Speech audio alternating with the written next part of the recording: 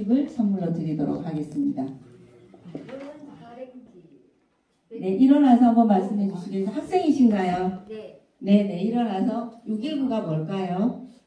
그냥 생각하기로는 네. 발행지 부수가 619이지 않을까?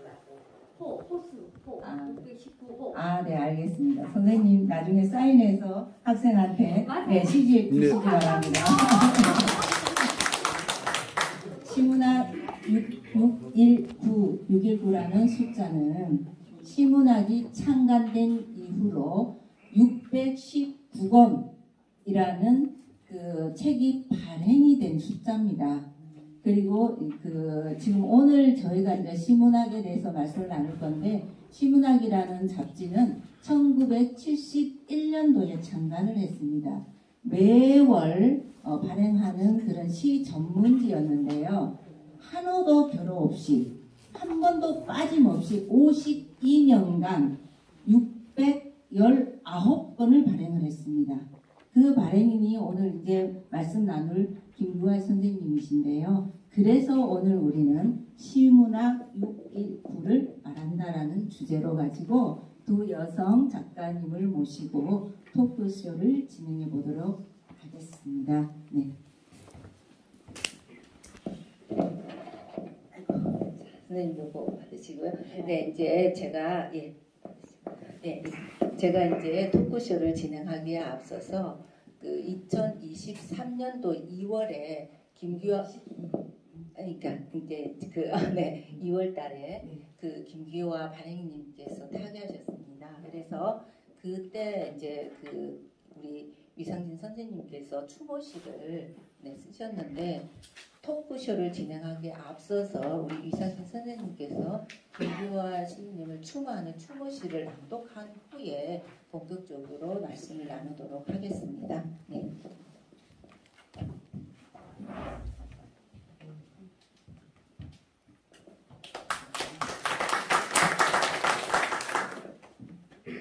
새의 노래. 김규화 선생이 날아갔다.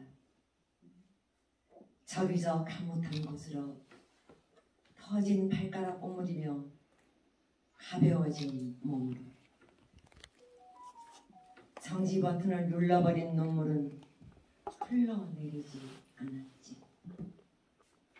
새가 긋고 간 발자국을 품은 채 한 모금 한 모금 안으로 감아놓던 낮은 눈으로 밀려나오는 새의 울음.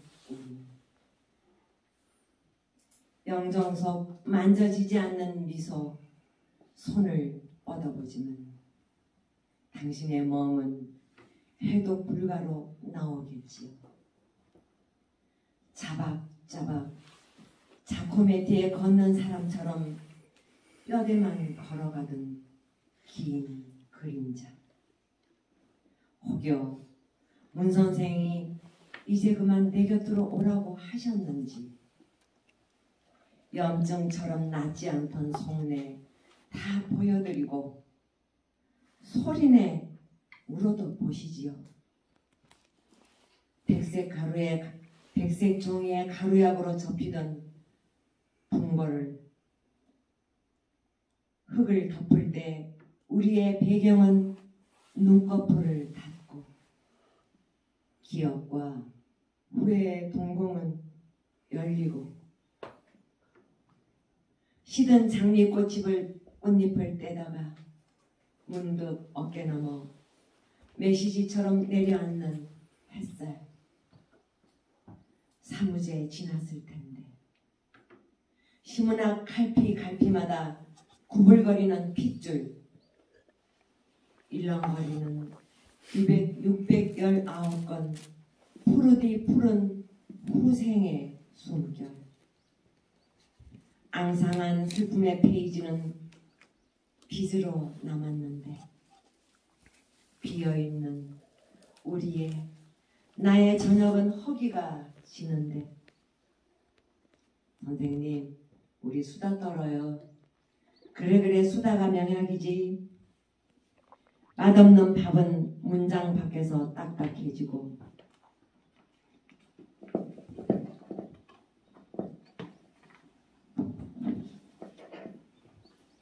카잘스의 새 노래는 현을 떨며 날아오르고. 그 파블로 카잘스의 그분이 그 첼로 곡이 새의 노래라는 곡이 굉장히 유명합니다. 나중에 한번 들어보십시오. 심장까지 떨리더라고요. 제가 그 음악을 틀어놓고 제가 울면서 이 시를 썼는데 그 제목을 그 첼로 곡 제목을 갖다가 그대로 썼고 그 다음에 이 파블로 그 카잘스 씨가 그 전쟁통에 나라가 많이 그 힘들 때에 평화를 원하기 때문에 새들도 피스 평화 하면서 운다. 그러한 내용을 담고 있는 그러한 곡이고 이 카잘스는 케네디 대통령 백악관에서도 연주를 했던 그러한 사람입니다. 그래서 새의 노래를 딱 듣는 순간 바로 김기화 선생님이 생각나서 이 글을 썼습니다. 들어주셔서 감사합니다.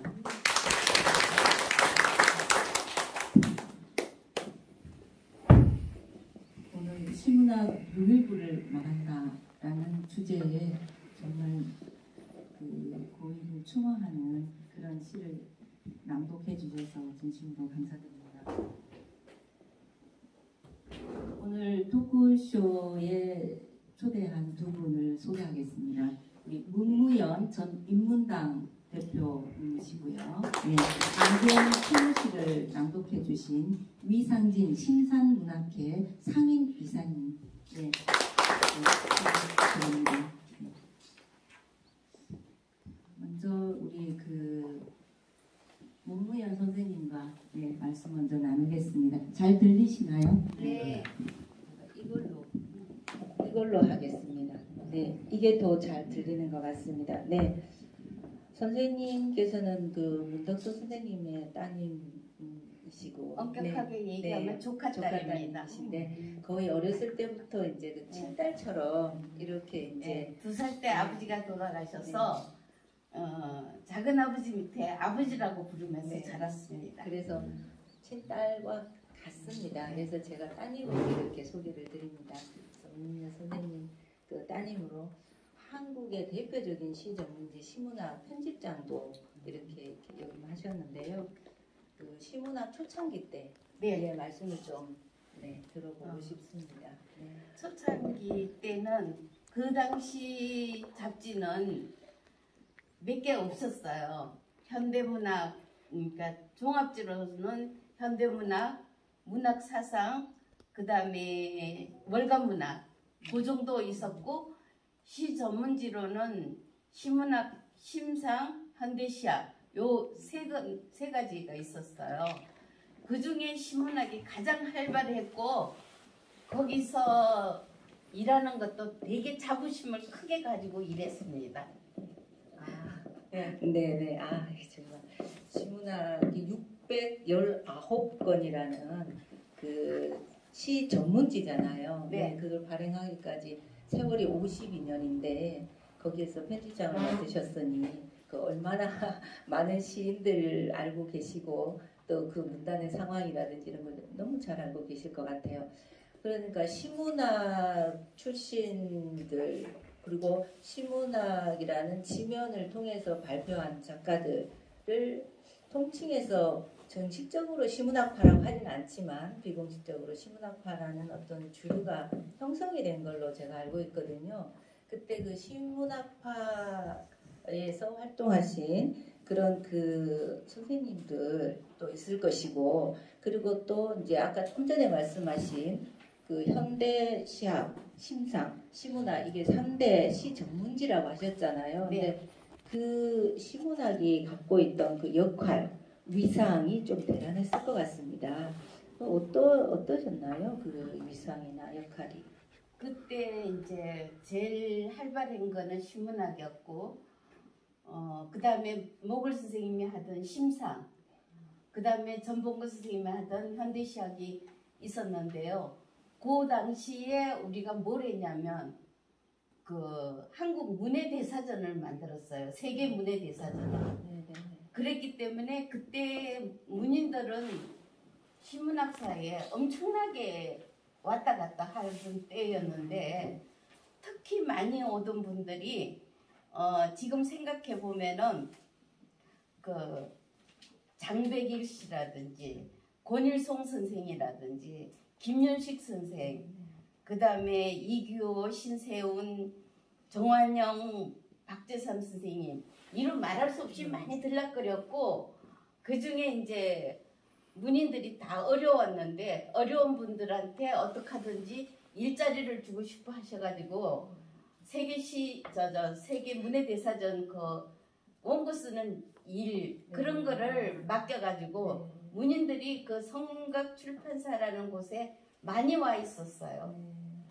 그리고 그때 제가 이제 편집장 할 그 무렵에 데뷔하신 분들이 제가 할 때 50명까지 나왔는데 우리 강 선생님도 그때 한 분이셨어요. 예.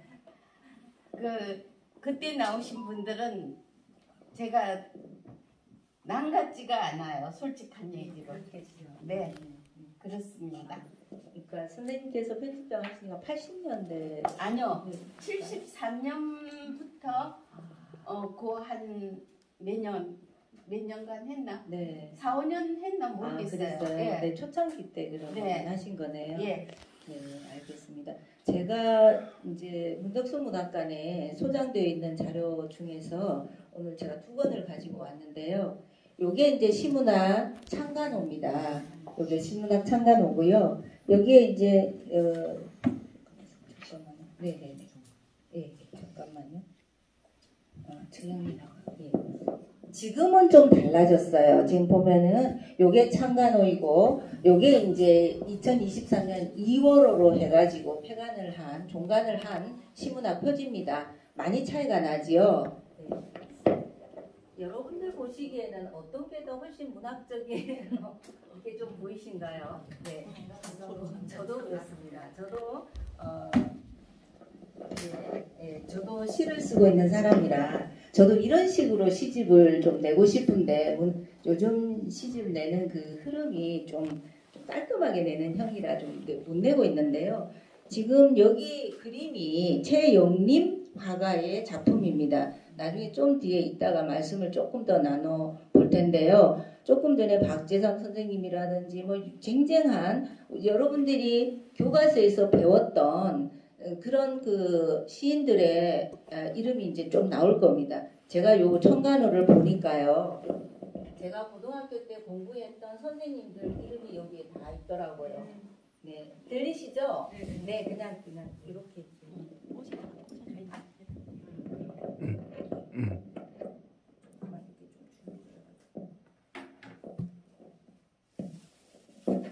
들리나요? 안 들리네. 네, 들려요. 네. 제가 이렇게 이제 보니까 여기에 목차에 보면은 시인들 이름이 쭉 나와요. 제가 한번 읽어볼 테니 혹시 아는 작가가 있는지 교과서 여러분들 중학교 고등학교 때 그 교과서에서 공부한 그런 시인이나 소설가나 수필가가 있는지 한번 기억을 더듬어 보시기 바랍니다. 서정주 당연히 있나요? 네. 박두진 네 있죠. 김현승 가을의 기도. 네네. 문덕수 그 다음에 신석초 들어보셨죠? 이수복 김광석 많이 들어보셨죠? 성북동 비둘기. 네, 성북동 비둘기도 있고, 네, 이형기 우리 이형기 기념사업 회장님이 계시는데, 네, 이형기 가야 할 때가 언제인가를 알고 가는 이 모습은 얼마나 아름다운가라는 시 들어보셨죠? 지금 이제 꽃들이 떨어질 때 그 많이 이제 읽고 하거든요. 분부나 낙하 뭐 이렇게 하면서 하는 그 시, 향한 시가 있어요. 그래서 보면 이시영 선생님도 계시고 해서 여기 창간호요. 이런 한국의 문단에서 가장 중요한 역할을 하시고 활발하게 활동하셨던 분들의 그 작품들을 이렇게 수록을 해놓은 아주 귀한 그런 작품이라서 제가 아주 가지고 와봤습니다. 그냥 하시면 네네, 그냥 하겠습니다. 이제 그래서 아까 말씀하신 그러니까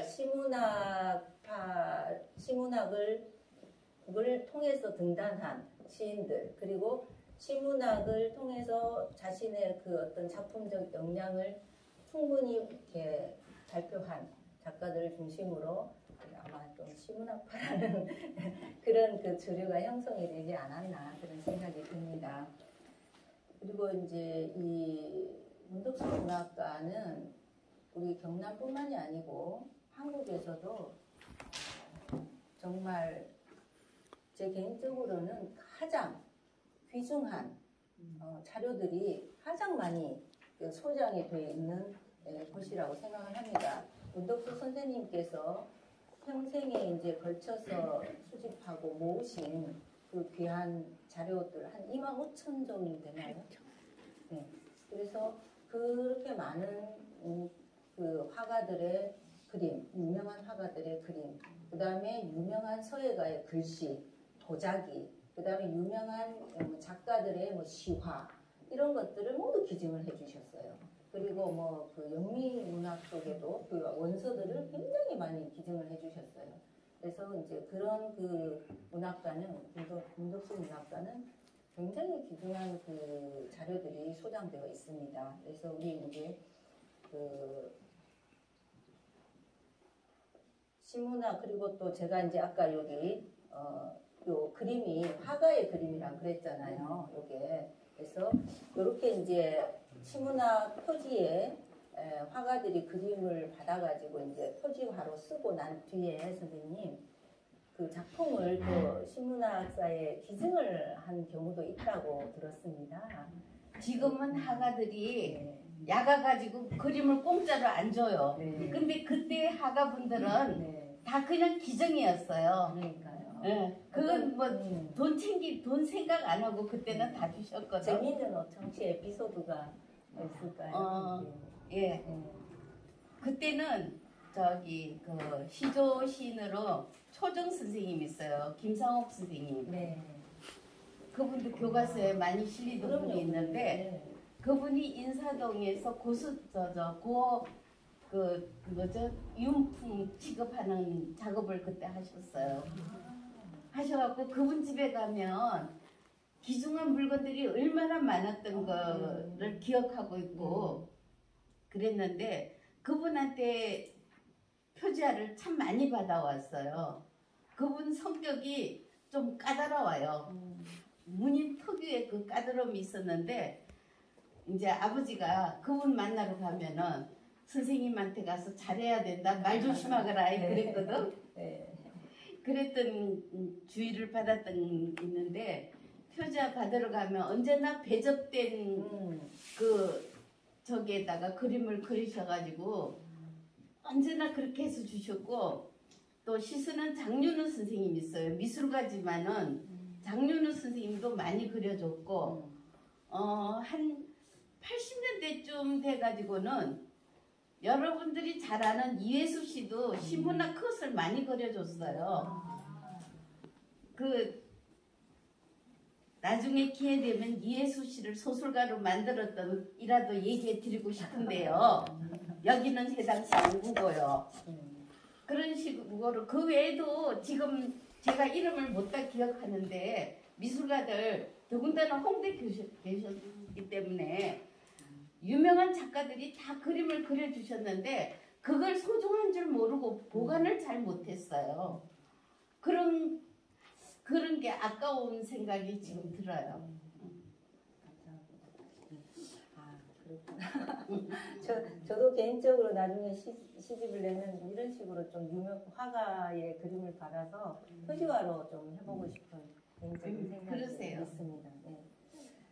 우리 이상진 선생님은 홍대 미대 출신이시고 화가이시면서 시인이세요. 그리고 시문학으로 등단을 하셨고 그리고 또 우리 김규화 선생님은 지능거리에서 오랫동안 모셔온 걸로 알고 있습니다. 김규화 선생님께서는 현대문학으로 등단하셨죠, 그죠? 그리고 그런데 오늘 이제 한국의 대표 여성 시인임에도 불구하고 워낙 문덕수 선생님께서 한국 문단에 너무 큰 이렇게 어른이시기 때문에 그 내조하시느라 제대로 그 작품에 대한 평가가 좀 가려진 부분이 없지 않아 있는 것 같아요. 선생님 생각은 어떠시지요? 그렇게도 생각을 할 수 있겠습니다만은 제가 생각하기엔 저는 이제 안에서 보는 경우에 밖에서 보기에는 그렇게 보이시겠지만 제가 안에서 봤을 경우에는 김규환 선생님이 계시지 않았으면 이 문덕수 선생이라는 분도 계시지 않다. 왜냐? 한 분은 밖에서 대외적인 활동을 했고 또 한 분은 김규환 선생님은 안에서 문단사에 있는 그 세밀한 미세한 그러한 부분들을 잘 하셨습니다. 그리고 문덕수 선생님이 일을 벌려놓고 시작을 하면 김규환 선생님은 묵묵히 그거를 갖다가 다 해결을 하시고 마무리를 지셨습니다. 그렇기 때문에 그리고 또 하나는 뭐냐면 김규환 선생님은 시를 너무나 열심히 쓰셨고 그 다음에 당신이 하시는 시 문학지가 있지만 도서관 가서 책을 이렇게 문학 잡지들을 보면은 김규환 선생님 작품이 실리지 않은 달이 없었습니다. 어쩜 이렇게도 열심히 할까? 정말로. 그 다음에 이제 문 선생님 돌아가시고 나서는 어떤 때 전화를 드리면 지금 어디시냐고 그러면 지금 사무실에 계신데요. 그러니까 선생님 어떻게 혼자 그러면 도서관에 계시는군요. 그랬더니 맞아 나 도서관에 있어 그러시더라고. 거기서 그렇게 글을 열심히 쓰고 그 핸드백에도 항상 얇은 그 노트 있잖아요. 우리가 보통 그 옛날 말로 행지라고 합니다. 시험지 같은 약간 노란 그 노트 얇은 거 그걸 항상 가지고 다니셨어요. 거기다가 매일매일 메모를 하시고 시를 쓰시고 그렇게 하셨습니다. 그래서 저는 김규환 선생님이 문덕수 선생님이 가려서 조금 덜 평가됐다 하는 그러한 부분들은 저는 그 부분에 대해서는 제가 볼 때는 조금 저는 보충 설명을 그렇게 하고 싶습니다. 두 분이 계셨기 때문에 이 나라의 문단사에 문덕수, 김규환이라는 부부 시인의 이 전설적인 이러한 부분들은 대단한 문학사와 문단사에 남을 그러한 일이 아닌가 그렇게 저는 생각을 하고 있습니다. 이건 제 생각입니다. 예. 한국 문단의 천생연분이셨네요. 네, 왜 그렇습니다. 아웃파크로 예. 한국 문단을 위해서 그렇게 헌신적으로 하셨다는 것을 다시 한번 되새겨 봅니다. 김규환 선생님께서 2023년도 2월에 타계하실 때 유언을 남기셨다고 하는데요. 그게 시문학 정관이었다고 들었습니다. 그리고 이제 그 시문학 이제 구독하시는 분들이 있잖아요. 연간 구독이라든지 이런 이제 시문학 구독료라든지 그 마무리를 선생님께서 하셨다고 하는데 어떻게 마무리하셨는지? 그 마무리 하시는 거는 그 이제 김규환 선생님 미리 다 그렇게 해놓으셨고 그 다음에 우리가 문 선생님이 처음에 시문학을 만들으셨고 그리고 김규환 선생님하고 문 선생님께서 처음에 이걸 시작을 하셨고 그 다음에 문 선생님 먼저 가시고 난 다음에 김규환 선생님이 이렇게 책임 완수를 하고 다 이렇게 마무리를 지고 가셨습니다. 그렇게 하면서 혹여라도 이 52년 동안 지속되어 이 시문학지가 오염될까? 왜냐하면 여러분들 잘 아시겠지만 뭐라고 그럴까? 김규환 선생님 예를 들어서 등단한 사람들이 그러니까 자기 잡지를 갖다가 지인들에게 돌리고 싶어서 책을 사지 않습니까? 보통들 100권씩 사나 보더라고요. 그런데 김규환 선생님 책 많이 못 사게 하십니다. 책을 뭐 그렇게 많이 사요? 그렇게 말씀하십니다.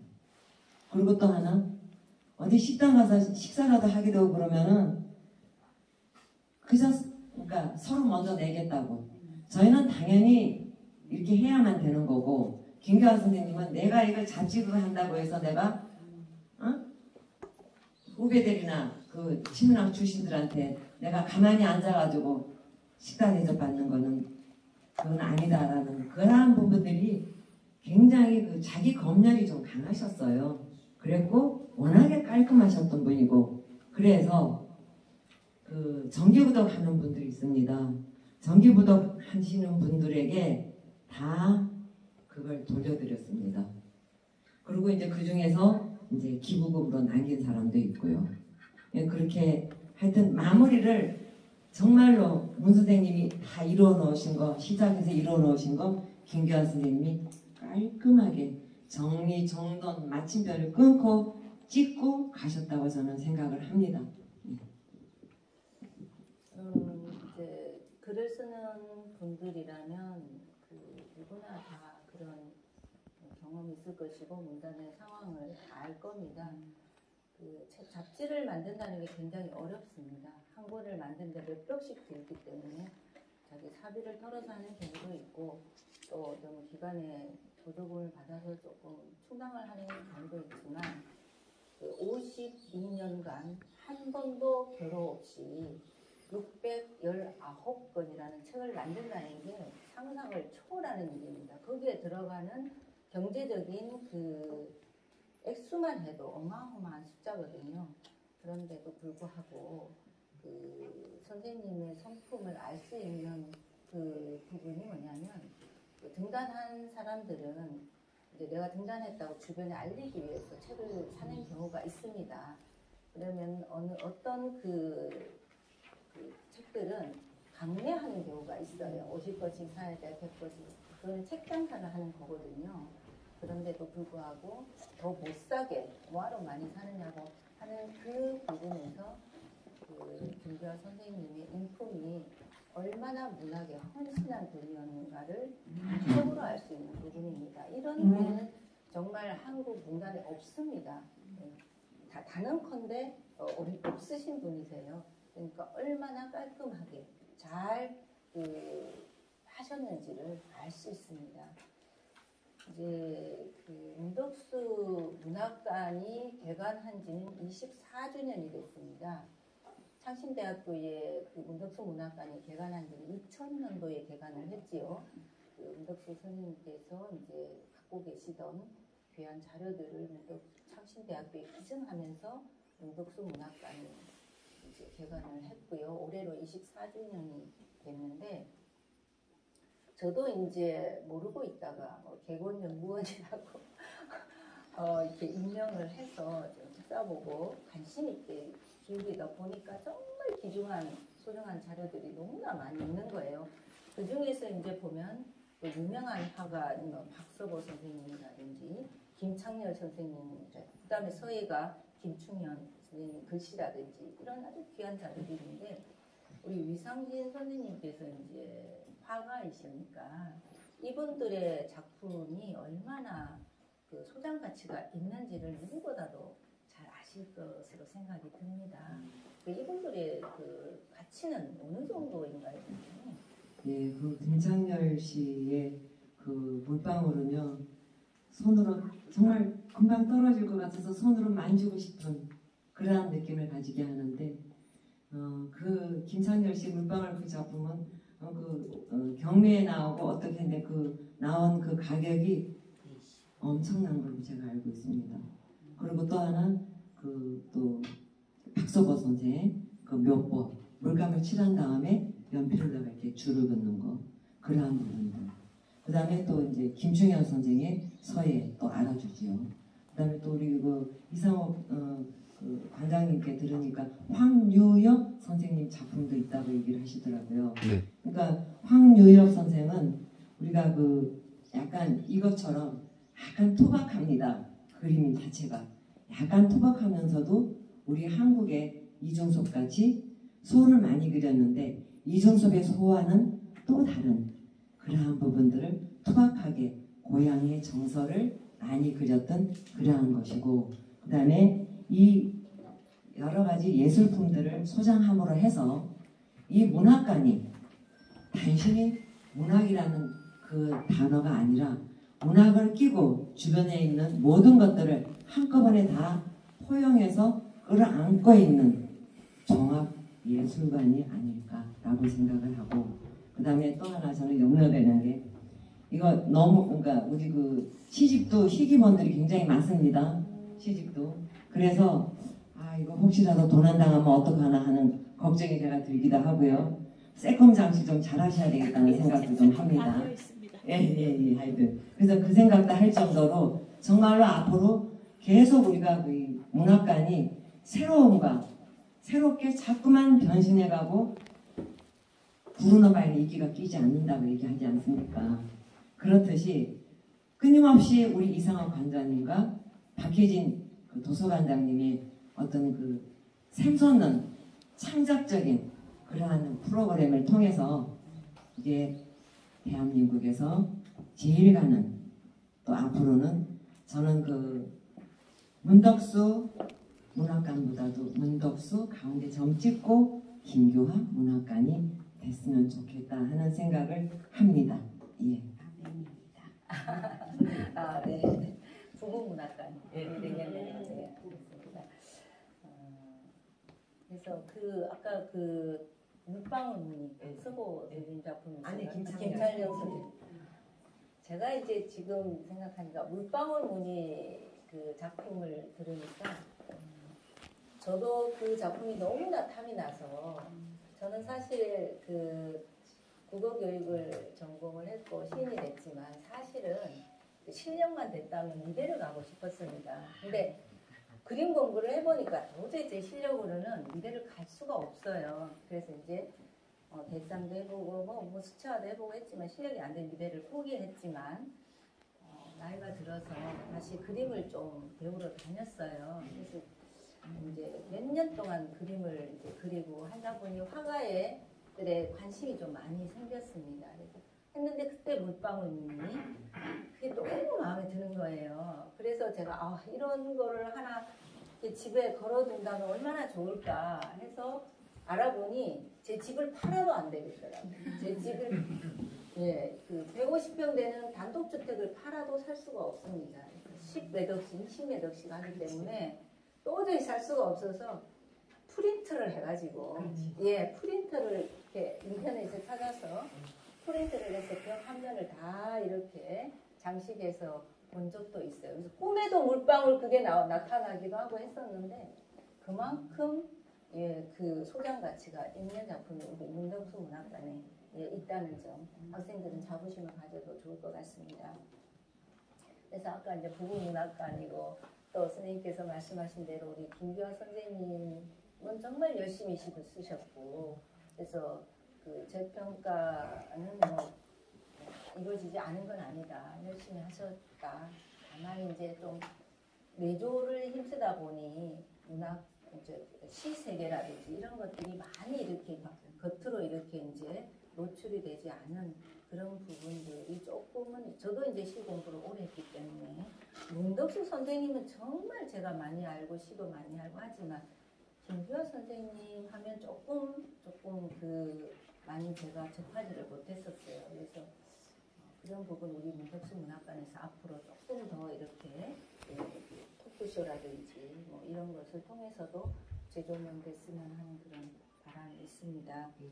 이제 마지막으로 우리 두 분 선생님께 이제 유족으로서 그리고 지금 거리에서 이제 보필하신 선생님으로서 그 문덕수 문학관 개관 24주년을 맞는 소회를 좀 간단히 이렇게 말씀해 주시면 감사하겠습니다. 우선 시문학 초창기 때 미당 서정두 선생님 집에 가서 질맞의 시나 원고를 매달 연재를 했는데 원고 받으러 다니느라고 옛날에는 사당동이 비만 오면 물구덩이였어요. 언제나 비 오는 날 갔다 오면 신발이 젖어갖고 들어와요. 근데 집에 가면은 미당 선생님이 술을 너무 좋아하시니까 사모님이 술을 감춰놨거든. 그러면 와갖고 이렇게 불러가지고 저보고 술을 훔쳐 감춰놓은 거 찾아오라 그러시고 그랬던 선생님이에요. 그게 지금도 눈에 선하고 그 다음에 이제 또 하나는 안병욱 수필가 철학자 안병욱 선생님 그분은 이제 삶의 사랑하며라는 주제에 따라서 매달 수필을 연재를 하셨거든요. 대한민국의 최고의 악필이에요. 그거를 읽으려면은 해독하는 사람이 있어야 돼요. 근데 우리 안병 선생님이 계속해서 한 2, 3년 했나 그랬을 거예요. 그렇게 했었고 그 다음에 지금 신문학 뒤돌아가서 제가 맡았을 때 뒤돌아보면은 문단 그 유신 시대 그 전에 정보부가 있을 때 전재동 목사 시인의 가론유다라는 장시가 문제가 돼갖고 한번 그때 편집장하던 홍신서 선생님이 혼이 난 적이 있고요. 또 하나는 또 모윤숙 선생님 학생들 아시죠? 모윤숙 선생님 팬 회장 선거 나가가지고 그 선거 운동 해주느라고 고생했던 생각도 들고 그 다음에 그 다음에 이제 신문학에서 많이 했던 게 대학시 모집을 했었어요. 그때는 다른 종합지도 못 생각 안 한 걸 신문학에서 처음으로 했어요. 그래가지고 대학시에 응모한 학생들 중에 지금 생각하니까 김혜순 씨 아실 겁니다. 요새 그 뭐 캐나다 저 최고 건의의 상 그린핀 상 수상한 분입니다. 그분도 그때 학생으로서 참여한 적이 있어요. 그럴 정도로 그때 대학시가 한동안 굉장히 열심히 했던 적도 있고 그 다음에 아버지가 처음으로 제가 70년도인가 출판계에 들었을 때 출판계 교정보호도 모르고 신문학사 옆에 가방에서 돼지꼬리 교정보호 5개 가르쳐줘가지고 입사했는데 처음으로 저한테 주의 주는 게 문인들한테 절대 커피 한 잔도 얻어 마시면 안 된다. 그게 네가 커피를 습잔을 살 수 있으면 마시고 아니면은 마시지 말아라. 그래서 문학관 여기도 오고 싶어도 못 왔던 게 혹시나 문학관에 가서 이성옥 선생님한테 패 끼칠까봐 우리 형제들이 8명이에요. 저까지. 그러는데 여기 오는 거를 그렇게 탐탁하게 생각지 않았어요. 결벽증이 심해도 두 분 다 너무 심해요. 그럴 정도였었고 부탁이 그거였었어요. 다른 부탁은 안 하셨는데 절대 문인들한테 패 끼치지 말라고 그런 걸 당부해 주셨던 기억이 나요. 그리고 뭐 아버지는 너무 바빴고 그 모든 것을 시인인 우리 김규아 여사가 뒷감당을 다 했는데 솔직히 자식들 8명 뒷바라지 하는 거 쉽지 않잖아요. 8명만 있어요. 전국의 문인들이 그때는 여관으로 안 가고 집으로 왔어요. 집에 아주 눌러붙어 사는 객식구들만 시인들만 몇 명 되고요. 그분들 뒷바라지도 다 해야 했었고 신문학 만들어야지 그 뒷바라지 해야 되지. 자기 시 쓰는 거 진짜 부지런히 해갖고 시 썼는데 제가 볼 때는 자기 희생이 컸습니다. 그리고 지금 제가 제 눈으로 조카 딸로서 눈으로 볼 때 그 양반 능력에 비해서 제대로 평가 못 받고 있어요. 열심히 해도 자기 작품 하고 싶었고 그랬는데 자기가 능력껏 못했어요. 그게 저는 이제 안타까워요. 그리고 아버지가 여성도 사회운동 해야 돼, 활동을 열심히 해야 된다고 우리 집 여자들은 집에 있는 꼴을 못 보셨어요. 당신 부인한테는 더 많은 요구를 하셨고요. 그리고 아침 6시 이후에 방에 누워 계시는 거를 보지를 못했고 12시 전에 잠자리에 드는 거 보지도 못했습니다. 우리가 아는 거는 항상 그 담배가 골초였었어요. 담배가 하루 3갑 반 정도 피셨는데 후두암 수술하기 전에요. 그랬는데 항상 담배 물고 책상에 앉아서 글 쓰는 거 그것밖에 기억이 없어요. 그러시던 분에 대해서 남편도 그러는데 부인도 더 해요. 아주 결벽증이 말도 못해요. 그래가지고 혹시 문인들한테 패 끼칠까봐 그저 전전긍긍이셨습니다. 그리고 뭐 그림 하나 글 하나 뭐 이렇게 들어와서 소홀히 취급할까봐 굉장히 신경을 엄청나게 쓰셨던 분들이고요.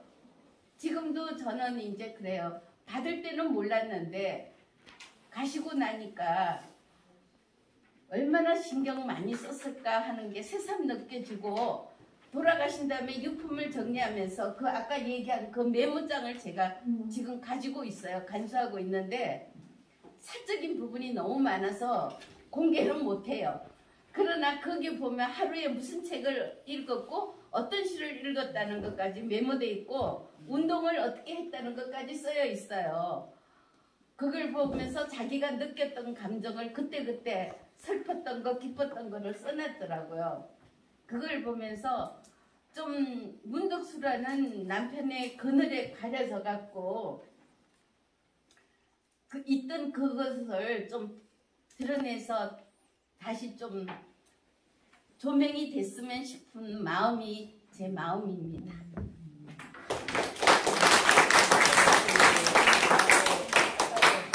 아까 말씀하셨듯이 문덕수 문학관에는 굉장히 귀한 소중한 자료들이 많이 있고, 또 겉으로는 문덕수 문학관이지만 문덕수, 점찍고, 김기화 그 부분 문학관으로서도 역할을 충분히 좀 해주셨으면 하는 그런 바람을 말씀하시는 것 같고요. 또 그래서 또 돌아가시기 마지막 병원으로 가기 한 닷새 전이었을 거예요. 폐암 상기로 오른쪽 팔이 마비가 돼서 서지를 못했어요. 그랬는데 어느 날 집에를 딱 가니까 안전뱅이 책상에 앉아가지고 교정 본다고 쭈그리고 앉아 있더라고요. 지금 뭐하는 짓이냐고 소리를 빽 질렀어요. 했더니 이거 교정 봐서 지금 직원한테 넘겨줘야 된다고 하고 앉았더라고요.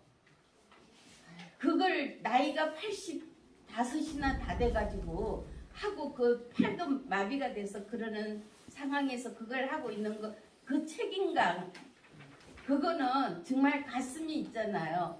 뭐라고 몽둥이를 한 대 얻어맞는 기분이 들었었어요. 그리고 끝내 유언도 그놈의 신문학이었어요. 그놈의 신문학. 네, 그놈의 신문학이에요. 52년을 하셨으니 얼마나 그때 이상호 선생님하고 같이 갔었어요. 면회로. 그래도 그때 이제 괜찮으셔가지고 서울에 가신다고 말씀을 듣고 그랬었거든요. 그래서 52년 동안 매달 한국의 시인들의 작품을 받아서 책을 만든다는데 보통의 열과 성이 없고 애착이 없으면 할 수 없는 일입니다. 그러니 얼마나 그게 애착이 강하셨겠습니까? 네, 그 말로 표현할 수 없죠. 네, 그래서 시문학이 더 빛나고 귀하게 여겨집니다. 그 시문학을 통해서 등단한 시인들이 어마어마하게 많으실 걸로 생각하고 우리 한국 문단 중추적 역할을 하고 계시고요. 그렇게 이제 생각이 드는데요. 그렇죠. 시인들. 김기화 선생님 가까이 지낸 분들이 많으실 겁니다. 그래서 그렇지만 저는 그 중에 한 사람일 뿐입니다. 그렇지만 그 한 부분을 갖다가 또 우리가 여러 사람이 모여서 얘기를 하면은 김기화라는 하나의 그 사람이 완성이 되지 않을까 하는 그러한 생각을 하고요. 그 다음에 또 하나는 문 선생님하고의 제가 또 관계가 또 있습니다. 사람 일은 참 알 수가 없는 것이, 제가 홍익대학교를 입학을 해서 제가 1학년 때 교양국어를 문덕수 선생님께 들었습니다. 강의를. 그런데 저는 그때 국어가 그렇게 뭐한지도 몰랐고 문덕수 선생에 대해서도 제가 잘 그냥 그랬습니다. 단지 기억나는 거는 저기 사진도 있습니다. 그 그림도 있습니다만 그 수컴댕이 같이 짙은 눈썹만 제가 생각이 났어요. 그리고 굉장히 그 강의를 갖다가 열광을 하셨다는 거. 그런데 이게 어떻게 돼가지고 제가 세월이 흘러서 등단을 했는데, 등단 처음에 했을 때도 저는 발행인이 문덕수 선생님인지 몰랐습니다. 그때 가서 김규환 선생님만 제가 뵀거든요. 그렇게 했는데 먼 길을 돌아서 내가 또 문 선생님한테 왔네. 저도 제가 시인이 될 줄은 몰랐었거든요. 근데 그때 그 인연과 그러한 것들이 이게 보통 인연은 아니구나 하는 생각을 했고, 그 다음에 김규환 선생님은 내가 그 시집을 살아생전에 총 14권을 내셨고 2권의 시 선집을 내셨습니다. 근데 김규환 선생님의 그 시는 시세계라고 얘기할까? 시의 흐름은 어떤가 하면은 그 14권이요 다 달라요. 그러니까 항상 새로운 영토로 건너가고 뛰어가고 그렇게 해서 실험과 그 다음에 창조를 하셨어요. 그래서 서정시에서 하이퍼시까지 그 엄청난 시의 영토를 넓히면서 항상 자신에게 새로운 실험을 하셨고, 그리고 또 하나는 자기 자신과 그 시를 보는 사람들한테 새물을 부어주었어요. 새물이라는 거 참 우리 좋지 않습니까?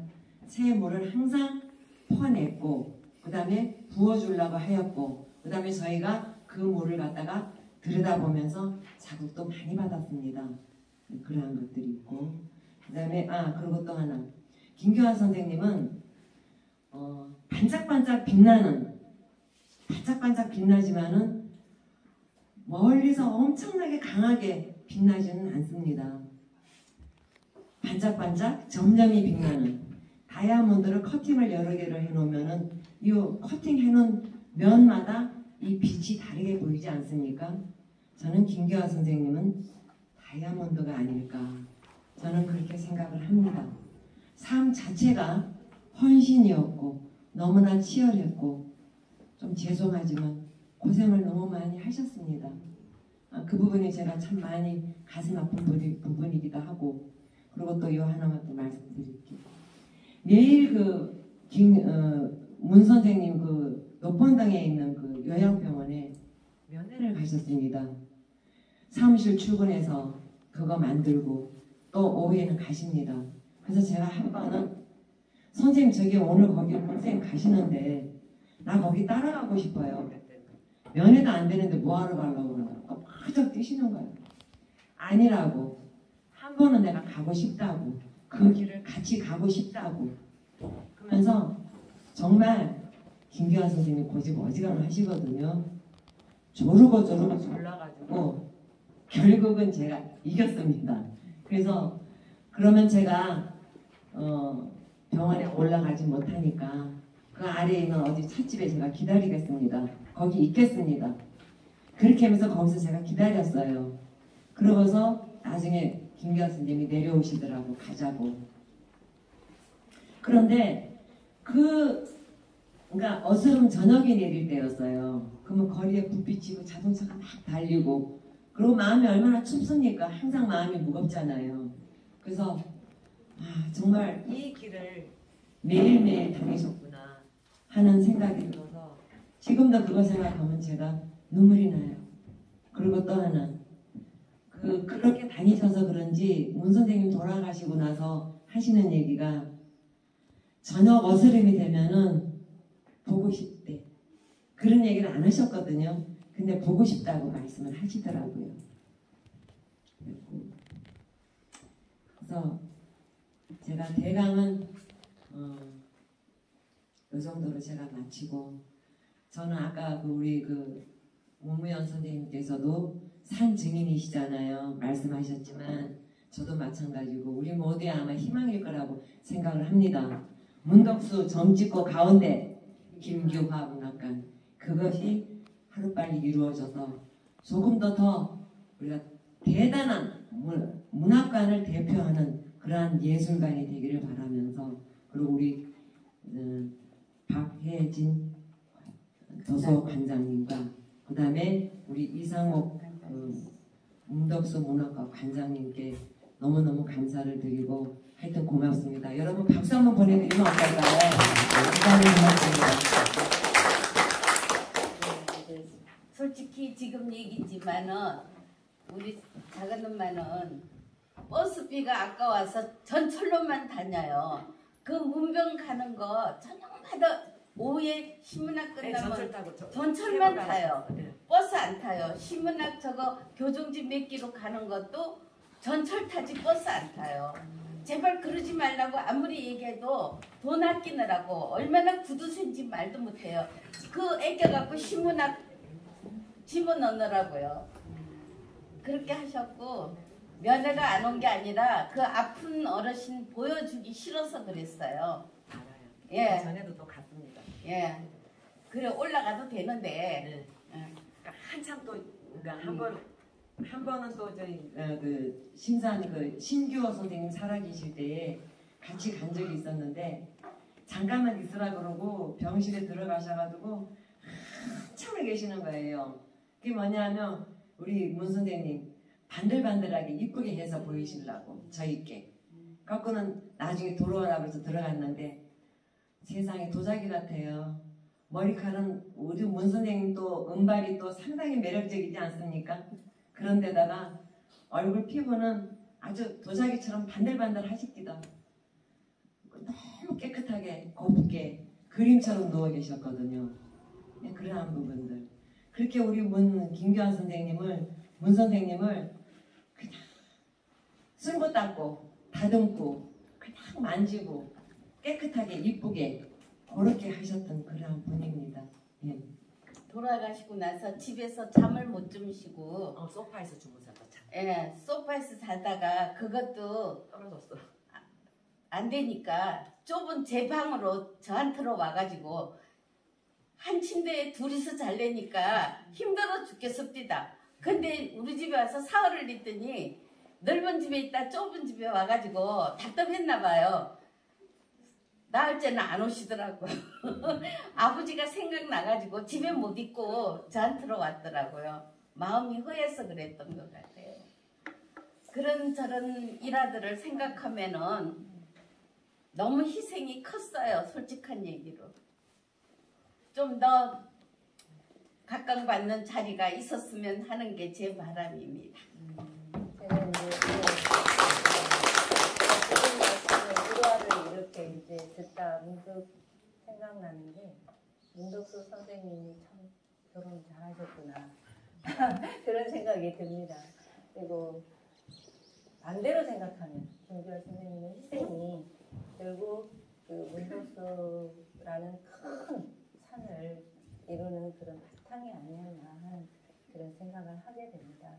그리고 여기 이제 계시는 선생님들 다 시를 쓰시는 분이고 작가 선생님들께서 자리해 주셨는데 또 시집을 또 내시고 준비하고 계시고 하실 것으로 생각이 듭니다. 시집을 내시는 선생님들은 다 아실 거예요. 첫 시집을 내시고 그 다음 시집을 묶을 때 나는 그러면은 어떤 변화를 주고 어떻게 독자들에게 내 시세계를 보여줘야 할까 큰 고민에 빠지게 됩니다.